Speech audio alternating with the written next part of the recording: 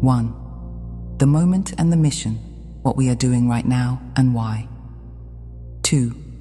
Lower density consciousness, what it is, how it feels, why it isn't shameful. 3. The turning point, how the soul begins to wake up and step out of the old loop. 4. Metaphysical consciousness, how it works, how it stabilizes, how you live it. 5. Higher or super consciousness, union, embodiment, and living as a presence. 6. Integration for the 144,000, how you attain, maintain, and serve without burnout. And now, as we move forward, we ask you to relax your shoulders. We ask you to unclench your jaw. We ask you to breathe, not as a technique, but as a return. Because this is not just information. This is a remembrance. And when you remember, you become the signal the earth has been waiting for. And so, let us begin where every human begins, inside the dream of separation. And let us speak gently, honestly, and clearly about lower density consciousness. Lower density consciousness is not a punishment. It is not a failure. It is not proof that someone is less spiritual. It is simply the state of awareness where the human believes deeply, instinctively, and often unconsciously that life is happening to them, that safety comes from control, and that the world outside must change before the self inside can be at peace. In lower density consciousness, the human lives primarily through the senses and through the survival mind. And if you have lived there, you know what it feels like. It feels like scanning for problems. It feels like anticipating what could go wrong. It feels like comparing yourself to others. It feels like needing someone else's approval to feel okay. It feels like believing that if you do not plan enough, research enough, predict enough, or stay busy enough, something terrible will happen. Many humans are not trying to be negative. They are trying to stay alive. And so, we will say something that may sound simple, but it is powerful. Lower density consciousness is the mind trying to protect the heart from feeling. It is the head trying to solve what the soul is trying to heal. It is the personality trying to survive what the spirit is trying to transcend. Now, in the lower density state, humans often believe that the outer world is the source of their peace or pain. If the relationship changes, then peace can happen. If the job changes, then peace can happen. If the government changes, then peace can happen. If disclosure happens, then peace can happen. If the money comes, then peace can happen. And the human mind keeps chasing conditions. And when one condition is solved, another one appears, because the root is not outside. The root is inside the state of consciousness the human is living from. This is why many teachings say, in different ways, that the natural human self cannot receive what is spiritual until consciousness changes. Not because the human is bad, but because the frequency band is different. If you try to tune a radio to a station it is not set for, you will not hear the music. You will hear static. And so, in lower density consciousness, spiritual truth often sounds like foolishness, fantasy, or annoyance, because it requires a different inner receiver.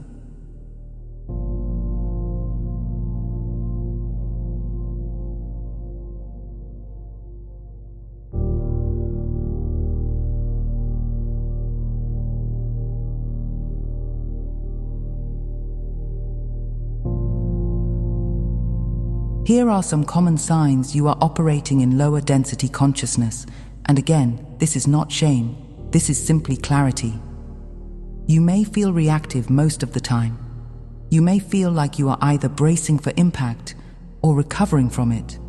You may find it hard to sit still without reaching for a device, a distraction, or a problem to solve. You may feel like your worth is tied to productivity, appearance, or being good enough. You may feel spiritual curiosity, but you may also feel fear that if you open too much, you will lose control. And many of you have learned control because you did not feel safe. Many of you learned the mind because the heart felt like too much. And so, when we speak of moving from lower density to metaphysical consciousness, we are not telling you to just be positive. We are not telling you to bypass your trauma, ignore your feelings, or pretend the world is fine. We are telling you the truth. You cannot think your way into awakening. You must feel your way into it. And feeling is a skill. And feeling is also bravery. Now, in lower density consciousness, the human often carries the belief in two powers, that there is love and there is fear, that there is God and there is evil, that there is light and there is darkness battling for control. And this belief keeps the body tense and the mind vigilant. But when a being begins to awaken, they start to see that many of the enemies they have been fighting are actually reflections of their own unhealed parts. They begin to see that fear is not a monster, it is a message.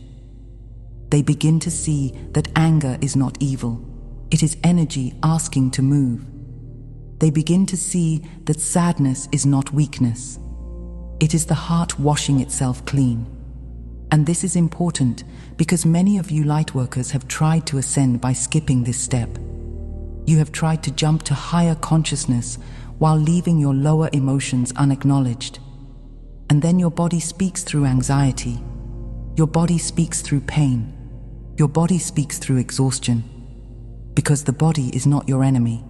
The body is your instrument.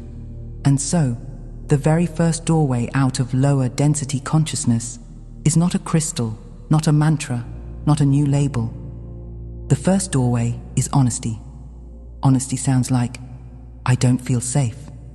Honesty sounds like, I am angry. Honesty sounds like, I feel abandoned. Honesty sounds like, I am trying to control because I'm scared. Honesty sounds like, I am tired of performing. And when you tell the truth, gently, without dramatizing, without judging, you begin to shift. Because consciousness cannot evolve inside a lie. Now, we will also say this plainly. Lower density consciousness is heavily externalized. It believes salvation comes from outside. And this is why, when humans begin to awaken, one of the first things they are guided to do is to turn inward, into silence, into stillness, into the heart. Because the heart is where you stop being a reaction and start becoming a presence. And this is why so many of you are being nudged right now to put down the devices, to stop searching for answers outside, and to learn how to listen within.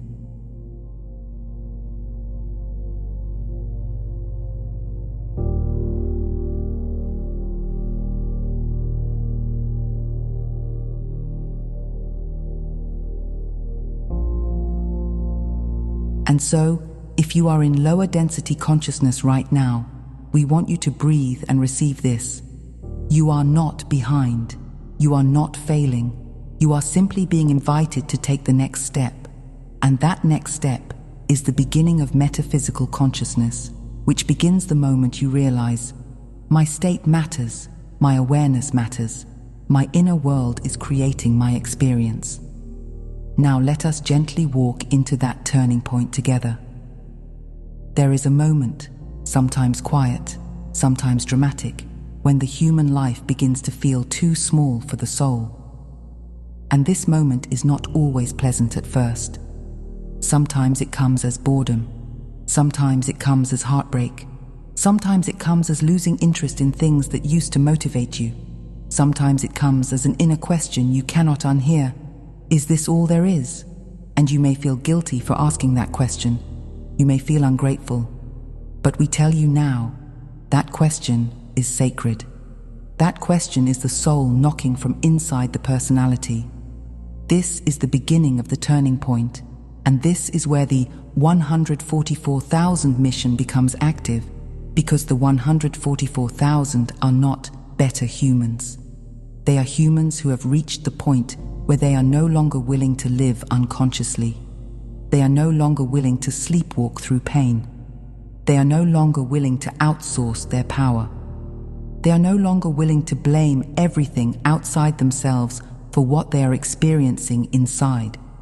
And so, the turning point begins with a new kind of responsibility, not the heavy kind, not the shame-based kind, but the liberating kind, the kind that says, if I am creating, then I can also create differently.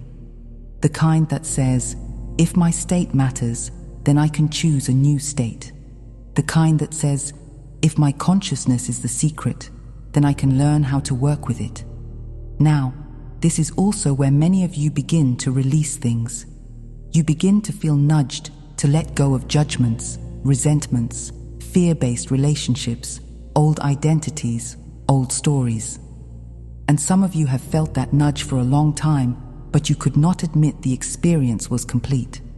And now, the nudges get louder, not to punish you, but to free you. Because you cannot step into metaphysical consciousness while clinging to what your lower density self used as a shield. And so, if you are in a season of release right now, we want you to understand what is happening. You are not losing everything. You are making space. You are clearing bandwidth.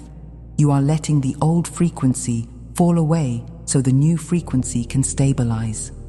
Now, the turning point has a very specific flavor. It is when a human begins to sense that peace is not something they can chase. Peace is something they must uncover.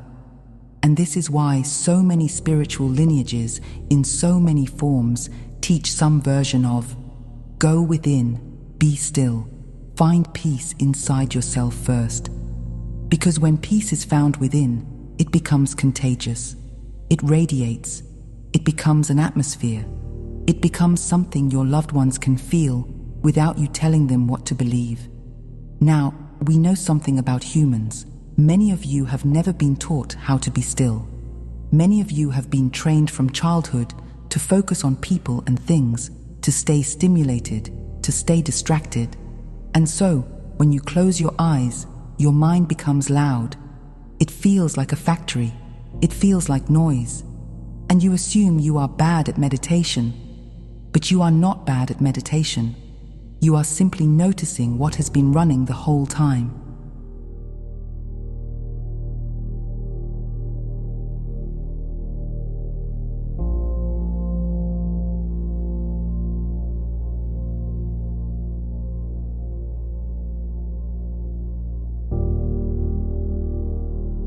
And the turning point invites you to stop fighting the mind and start seeing it clearly. It invites you to notice that many thoughts are not even yours. They are world thoughts, broadcasted patterns, collective fears. And when you stop feeding them with your attention, they weaken. When you stop wrestling them, you stop giving them your life force. And slowly, you begin to discover the quiet underneath. Now, let us speak in very practical, very human terms. The turning point is where you begin to shift from head to heart. The head says, I need to know what will happen so I can be safe. The heart says, I can be guided in the moment. The head says, I have to control outcomes. The heart says, I can align with truth, and truth will organize my reality. The head says, I need proof before I open. The heart says, I open and then I know. And this is why so many of you are being assisted right now to become more heart-centered, to place your consciousness in the heart, where you can feel stable instead of vulnerable, where you can feel guided instead of frantic. This is not a poetic concept. This is a nervous system truth. When you drop into the heart, you stop living in constant threat response. Now, the turning point is also where many of you begin to realize that your pain, emotional or physical, is not here to ruin you. It is here to inform you. It is here to show you where you have been suppressing, ignoring, denying. And we are not telling you to refuse support or to avoid medical care when you need it. We are telling you that pain often carries a message, and when the message is received, the need for the signal decreases. Your body is not punishing you. Your body is communicating with you. And so, the turning point is where you stop asking, how do I get rid of this? and you begin asking, what is this trying to show me? And when you begin asking that question, you become metaphysical, not because you read the right book, but because you begin to work with consciousness as the root. And now, we move into metaphysical consciousness itself, the state where you begin to understand the laws of inner cause and outer effect, and you begin to live as a conscious creator rather than an unconscious reactor. Metaphysical consciousness is the level where the human begins to live from the understanding, I am consciousness, and consciousness is creative. It is the level where you begin to experience yourself not merely as a body moving through events, but as awareness moving through frequencies. And this is the level where spiritual principles stop being inspirational quotes and start becoming lived reality. Now, metaphysical consciousness is not the end of the journey. It is the bridge. It is the place where you learn to work with your inner state deliberately, where you learn that your focus is powerful, where you learn that your emotions are guidance, and where you begin to understand that you are not here to be a victim of the earth experience. You are here to participate in the creation of it.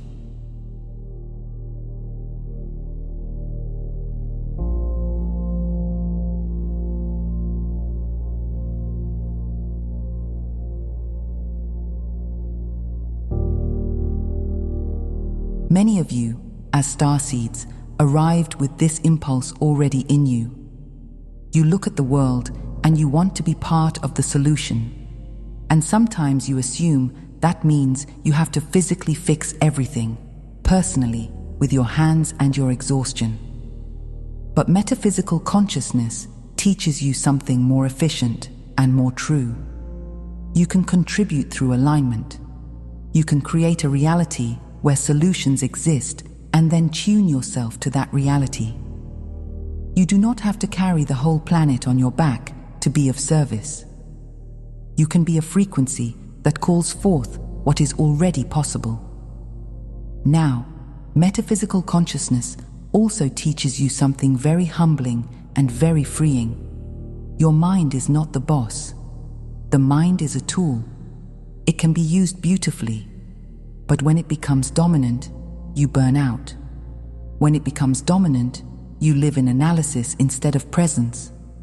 When it becomes dominant, you mistake information for wisdom. And so, many of you are being guided to do something that sounds simple but changes everything. Close your eyes, breathe, and drop your awareness into your heart. Put down the endless searching.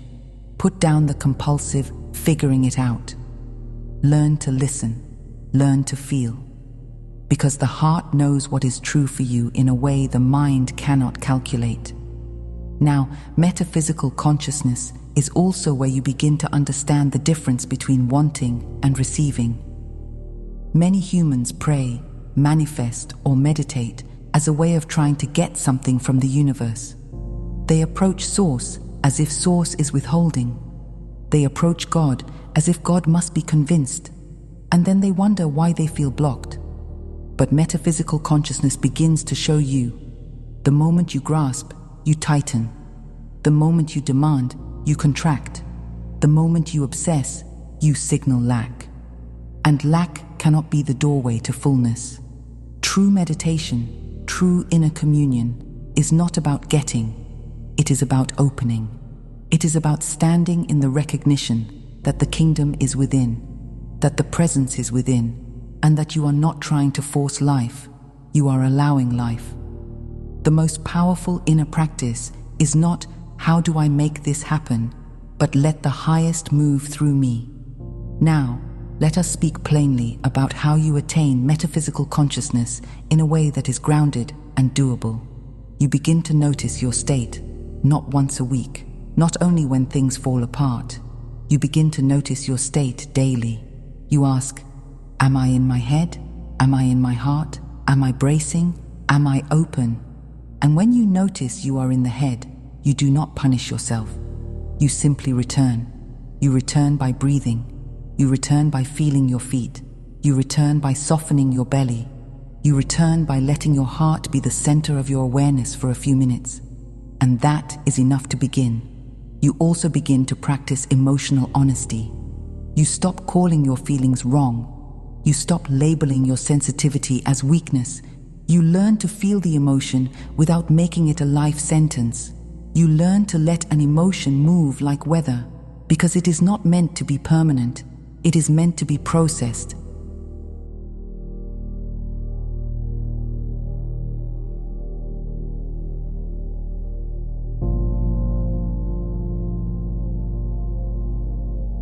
And then something begins to happen.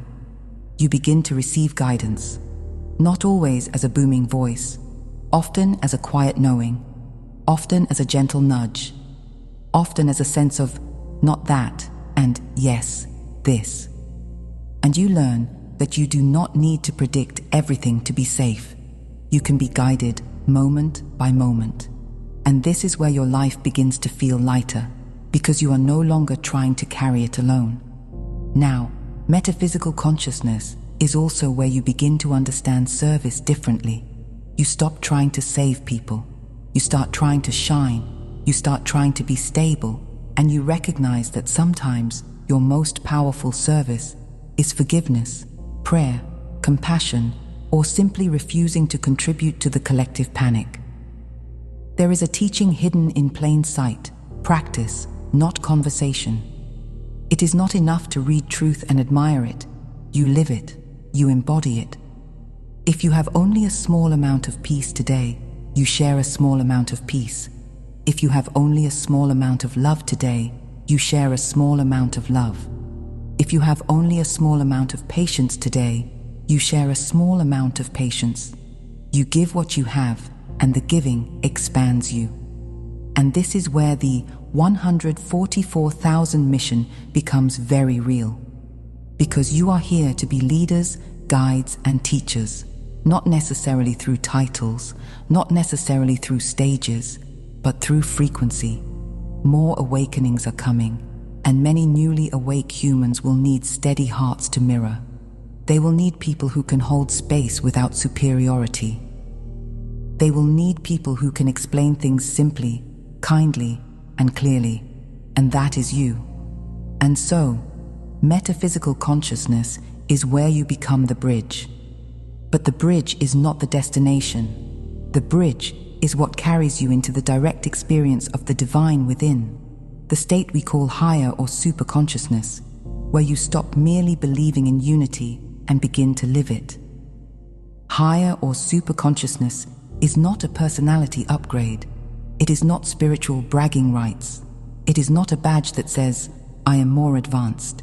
It is the state where the sense of separation dissolves enough that you begin to experience a living relationship with Source, not as a concept, not as an idea, but as an inner reality. Now, many teachings describe a progression that sounds like this. At first, you feel like there is God and me. Then you begin to feel a companionship, a presence walking with you. Then you begin to sense that presence within you. And eventually, there comes a deeper realization where the old boundary collapses, and you know, in a way words cannot hold, that consciousness is one. That is why some teachings describe the movement from communion to union, until the sense of two is gone, and there is only the one expressing through you. But we want you to understand something important. You do not force this. You do not manufacture it. You do not strain for it. Higher consciousness is not achieved through spiritual aggression. It is received through surrender, through devotion, through willingness, through consistency, and through what we will call getting out of the way. Now, humans often misunderstand getting out of the way. They think it means disappearing, becoming passive, losing identity, becoming nothing. But what it actually means is releasing the false identity that thinks it must control everything. It means releasing the small I that believes it is alone. It means releasing the habit of injecting fear into every unknown moment. And so, higher consciousness feels like this. You begin to live with an inner trust that you are held. You begin to live with an inner awareness that guidance is available. You begin to live with a sense that you are not merely making decisions, you are being led into alignment.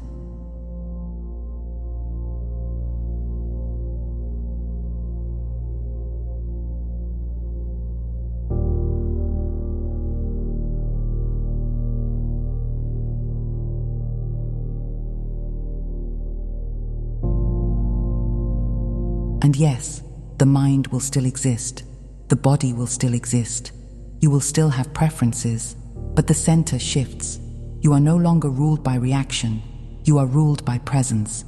Now, for many of you, the first tastes of higher consciousness arrive as short moments, a moment of deep peace, a moment of awe at nature, a moment where the mind goes quiet and you feel something loving and vast. A moment where you stop judging yourself. A moment where you suddenly know what to do without logic. And you may doubt these moments. You may say, that was just my imagination. But we remind you, the heart recognizes truth.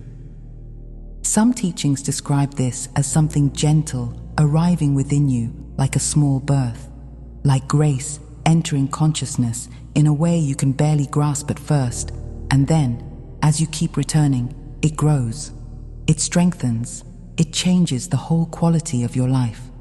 And at first, you may want to tell everyone, but the wisest thing is often to let it be revealed by its effects, by the way you become kinder, calmer, clearer, more present. Now, we will also make this practical. Here is how you attain higher or super consciousness in a way that does not become fantasy. 1. You practice stillness consistently, even when it feels boring. 2. You stop using meditation as a way to get outcomes, and you use it as a way to realize presence. 3. You learn to watch thoughts without fighting them. 4. You learn to return your attention gently when it wanders. 5. You cultivate devotion, not devotion to a person, not devotion to a guru, but devotion to the inner truth itself. Now, a very common human struggle is this. You sit down to meditate, and you discover the chaos inside your own mind. The mind throws you grocery lists, worries, random memories, anxieties, fears, and you think, I can't do this. But the teaching is simple. Do not be afraid of the thoughts. Do not fight them. Many of them are world thoughts, collective broadcasts. Watch them like clouds. Stop feeding them with belief. Keep returning. And slowly, the quiet underneath becomes accessible. And then, something beautiful begins. You begin to feel an inner companionship, an inner I am with you that is not your imagination. And that I am with you begins to guide you in practical ways. It guides you to rest. It guides you to speak truth. It guides you to forgive. It guides you to act when it is time to act. It guides you to wait when it is time to wait. And you begin to understand that the highest intelligence does not rush. The highest intelligence does not panic. The highest intelligence knows how to make the crooked places straight without you burning yourself out, trying to manage everything. Now, higher consciousness is not escapism. It does not mean you pretend the world is perfect. It means you stop being hypnotized by appearances. You begin to see that many outer dramas are expressions of consciousness, and when consciousness changes, outer reality reorganizes. This is why the highest masters could look at fear and not be controlled by it. Not because they were careless, but because they were anchored in a deeper truth.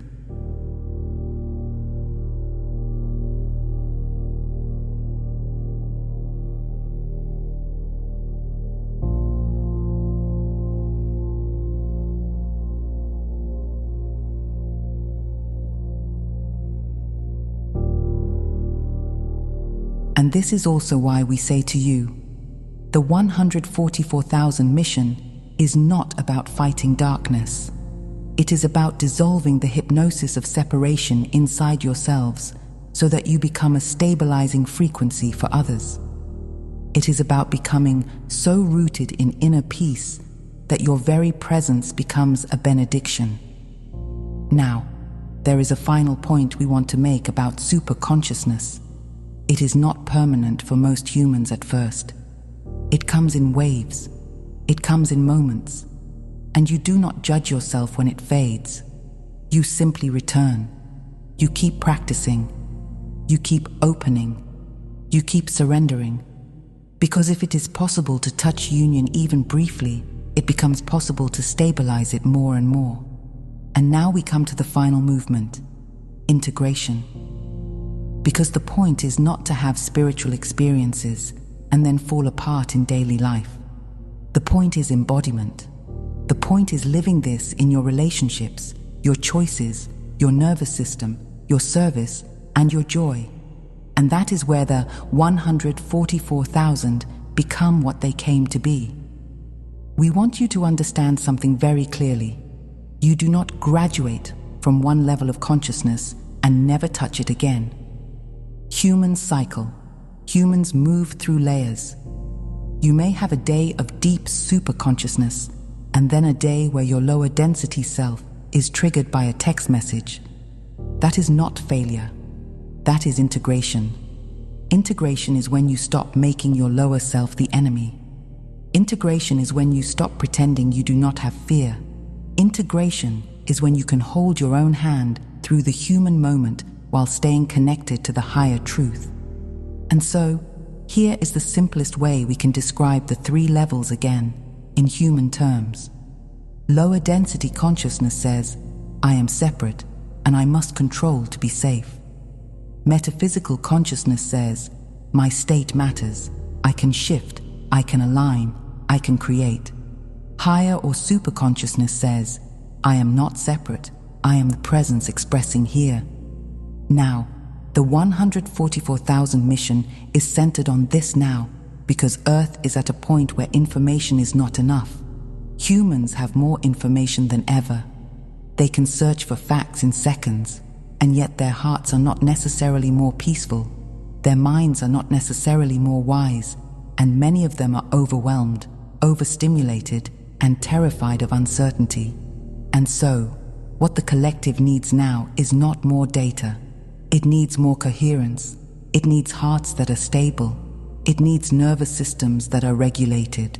It needs people who can remain present while others panic. It needs people who can be kind while others attack. It needs people who can hold a higher timeline in their field without forcing it onto anyone. That is you.